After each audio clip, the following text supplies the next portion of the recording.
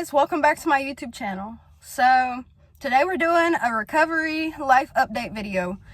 I haven't made one of these in a hot minute and it's been hard, I'm not gonna lie. Like, a lot has been going on. Life has been whooping my ass and sometimes it's hard for me to talk about it, but at the same time, like, I've always been very open and honest about my recovery journey, the good and the bad. So I wanted to come on here today and humble myself and be honest, and share my truth so that maybe it helps other people. So for starters, 3 weeks ago, I got another one of these bad boys, a white key tag. Started over my clean time. My new clean date is Star Wars Day, May the 4th. May the 4th be with you, whatever. I don't know. I've never watched Star Wars. Everybody just said it was Star Wars days. So there's been a lot of guilt, a lot of shame, a lot of bad feelings, and I've been in this bad depressive episode just so unmotivated, so hopeless, and it's been hard, and I feel myself coming out of it, but there's just been a lot. So I was at a meeting the other day and we were doing literature study, and in the book that we were reading, it was talking about the difference between humility and humiliation. And that was a hard concept for me to grasp. Like, I was a little bit confuzzled when I first heard it. But then, like, somebody talked about it and broke it down in a way so perfectly that it just kind of made sense. So, like, if we're humble and we are honest with ourselves, if we accept ourselves for who we are, our situation, our truth, the good and the bad, people can't humiliate us. Like, if people are out here talking about me, my situation, what I've done, what I haven't done, whatever, if I'm not humble, if I haven't accepted those parts of myself, then I'm gonna feel humiliated because people are talking about me.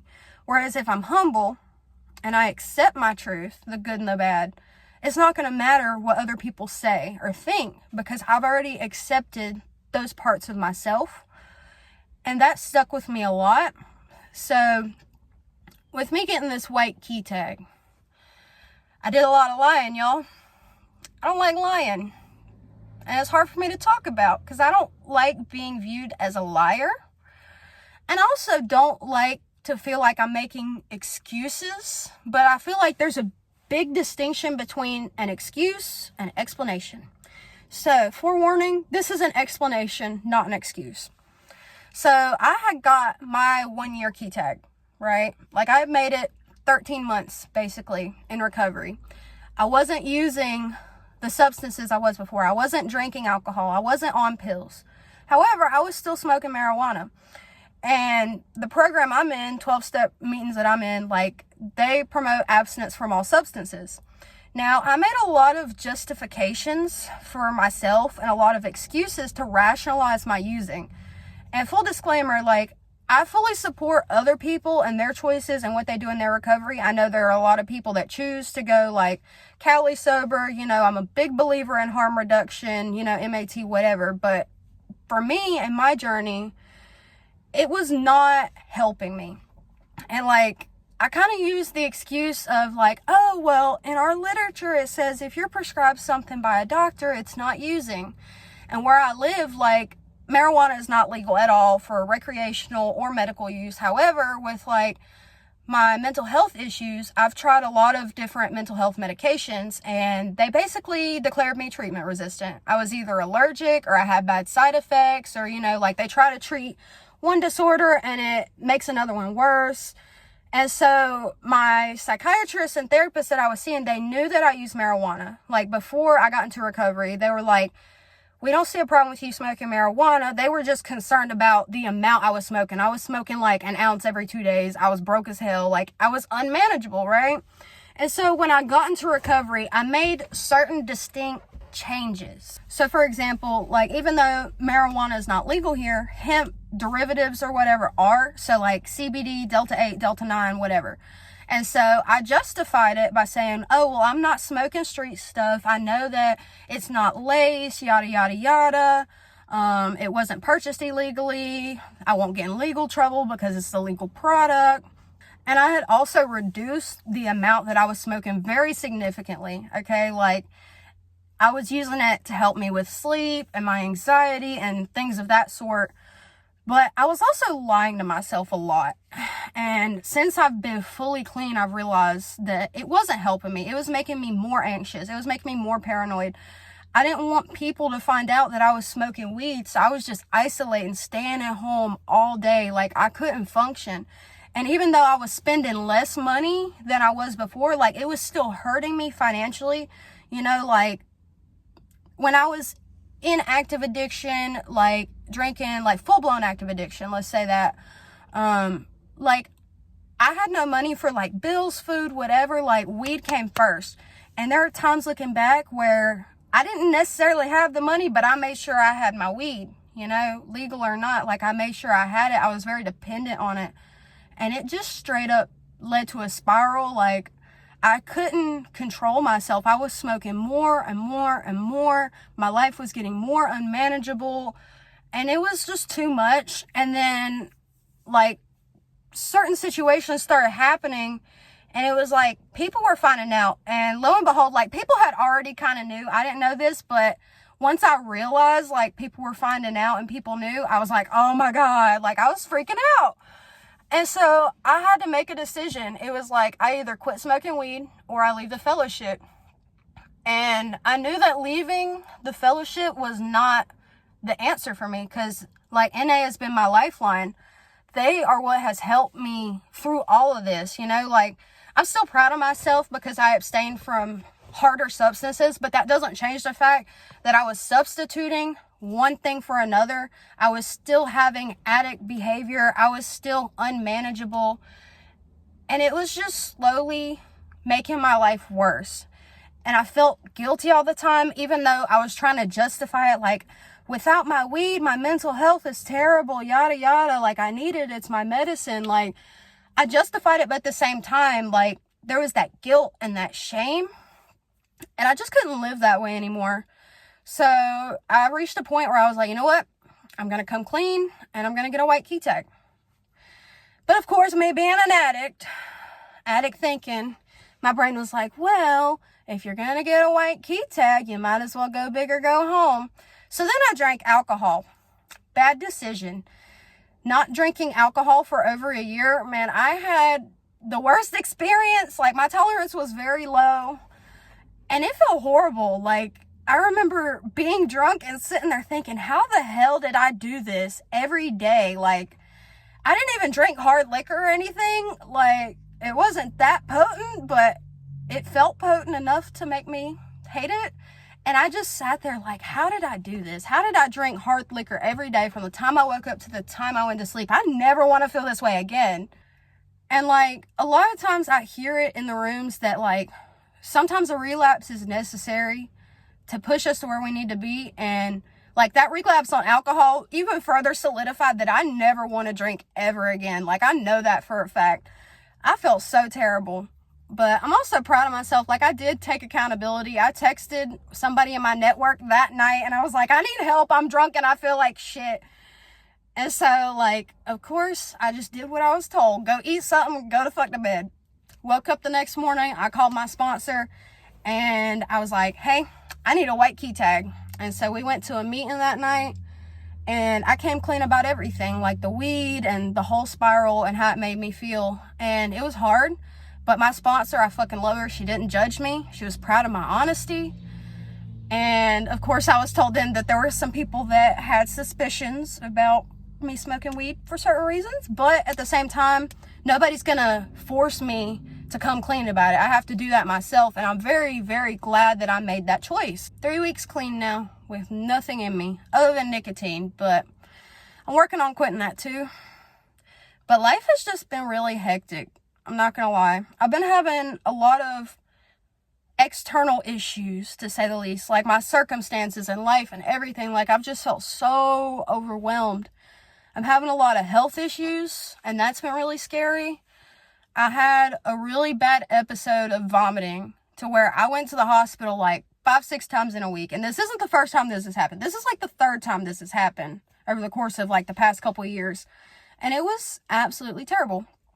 So I had a doctor's appointment not too long ago to discuss the stomach issues that I've been having going on.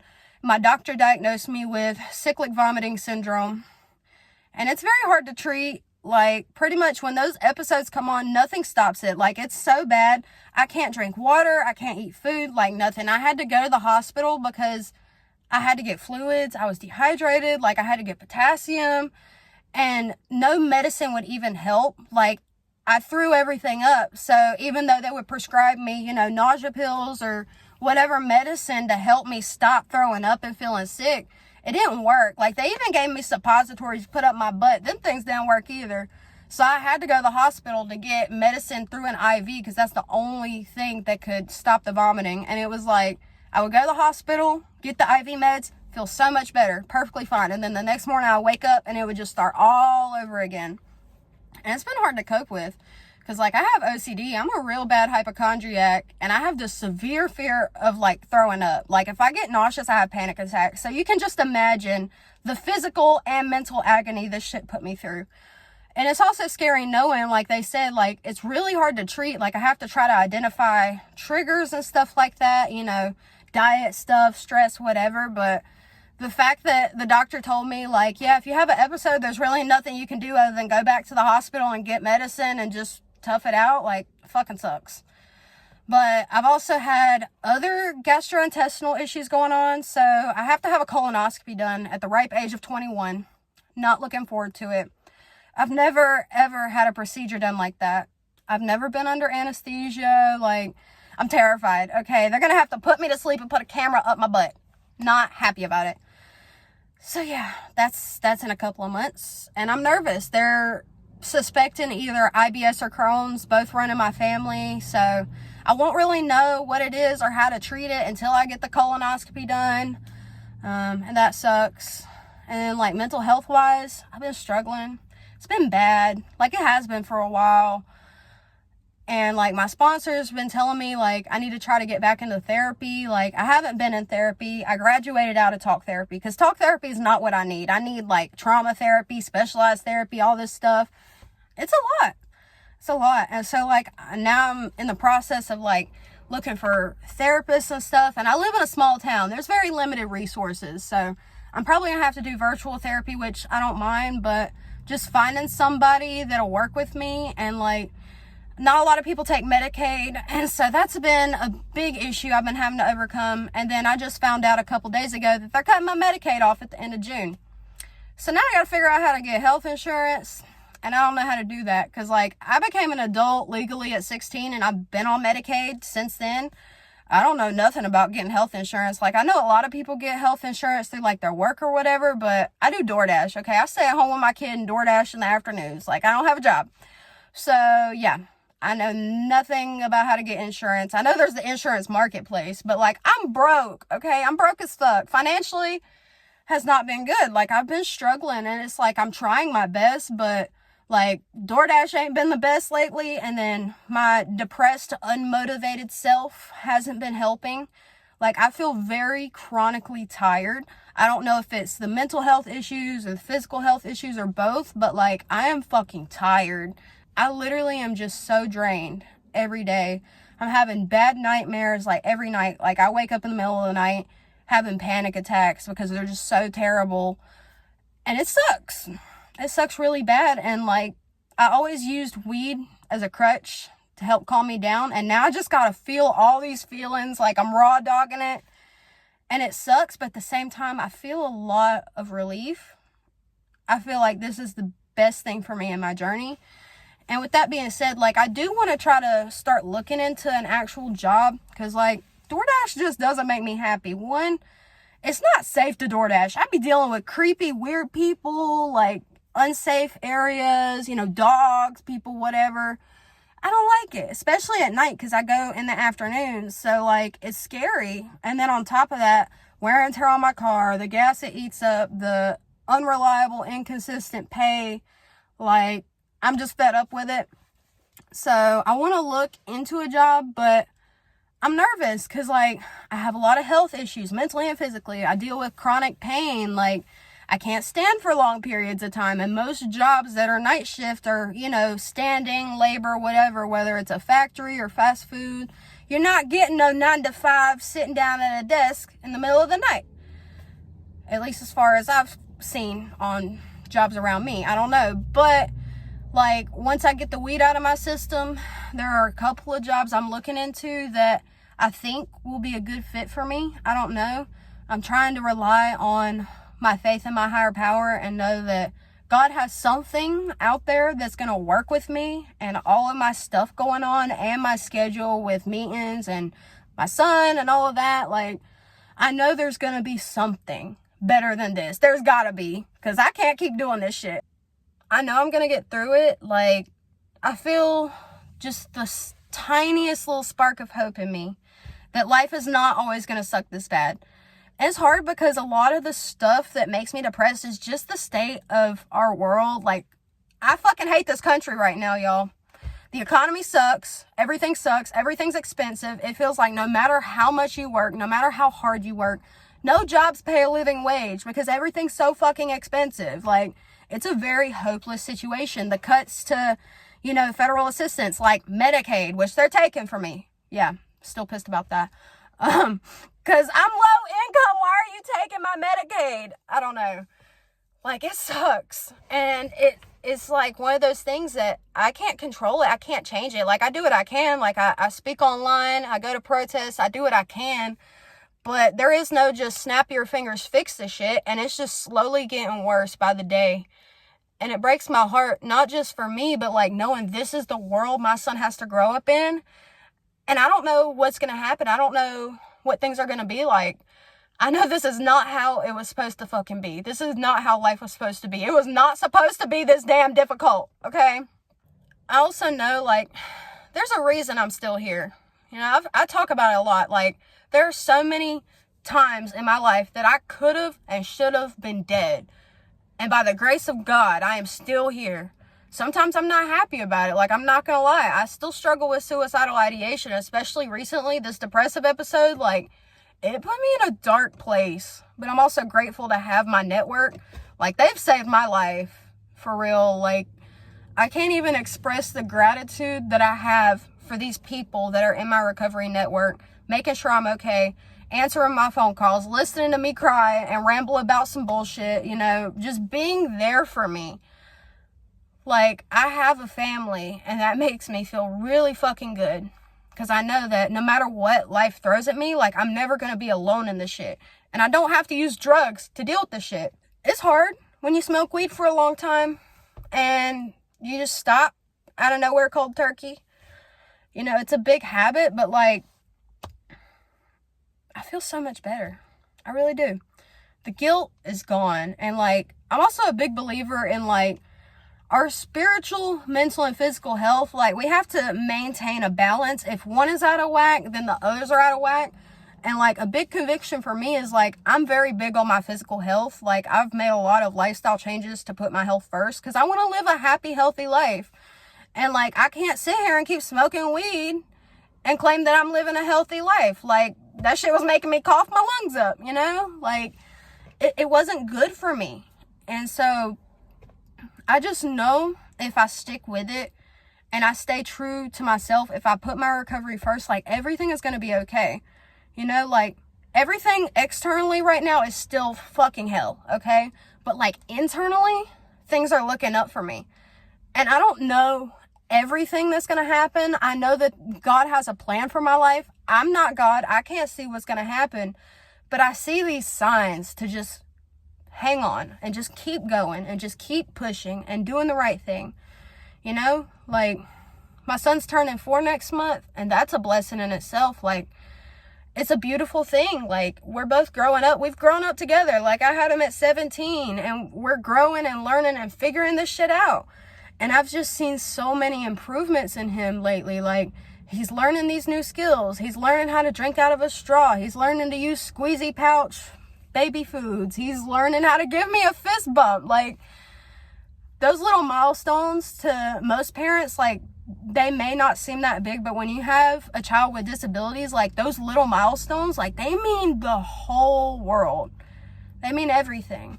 Seeing him grow and improve, like, he's still not talking yet, but he's getting more expressive. He's getting, like, more receptive of what's going on. Like, when he wants something, he will grab my hand and drag me to it, whether it's he wants to go outside and he puts my hand on the doorknob or whatever. Like, He's finding ways to express and communicate, which means so much to me. Because it's hard, like, you know, when you hear about the newborn phase and like babies just cry all the time and like you don't know what they want, whether it's food or a diaper change or to play. Like, imagine that with a very big toddler, okay? Like, this boy is strong. And sometimes it's hard, like, he has meltdowns and I don't know how to fix it. It's heartbreaking when he's just screaming and crying and upset and I have no idea why.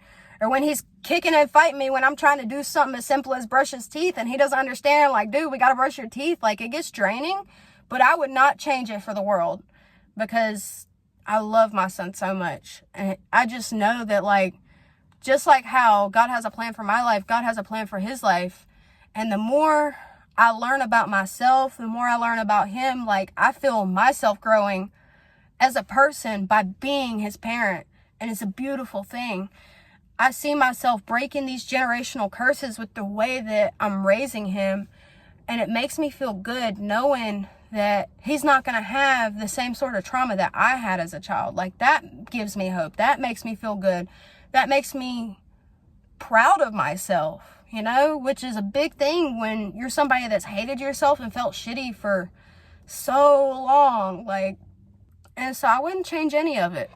All the bad shit, the stressful shit, even the shit I'm going through right now, even though it sucks, like, I know in like a year or 2 years, whenever, I'm gonna look back and be like, there was a reason for that and it was absolutely worth it.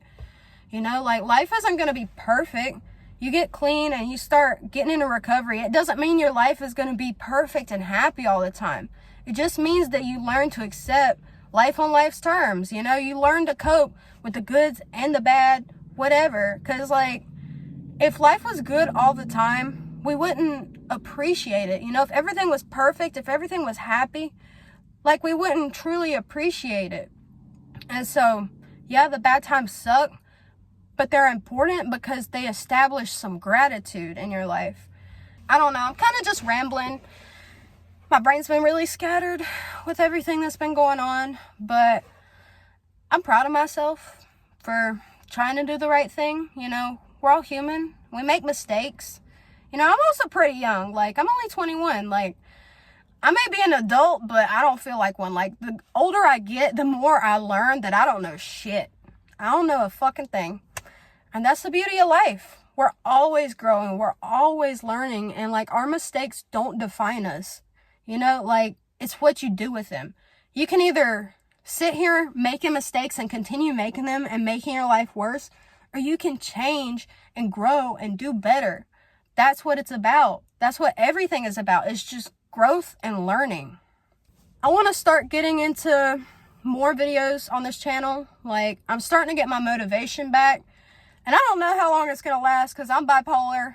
So I'll be having the ups and the downs. But I want to start talking more about mental health for sure. Because, one, like, it helps me cope with it. Knowing that me talking about these things helps spread awareness and educating people. And, you know, it gives my pain a purpose. You know, like, I've always said this channel, like, it's not about being famous or making a bunch of money. Like, if what I say helps at least one person, that makes all of it worth it. So I want to start making more mental health content. I want to start making more recovery content. I know Pride Month is coming next month, and I'm definitely going to make another video this year because we're loud and proud, especially with the government right now. They want us to go hide away.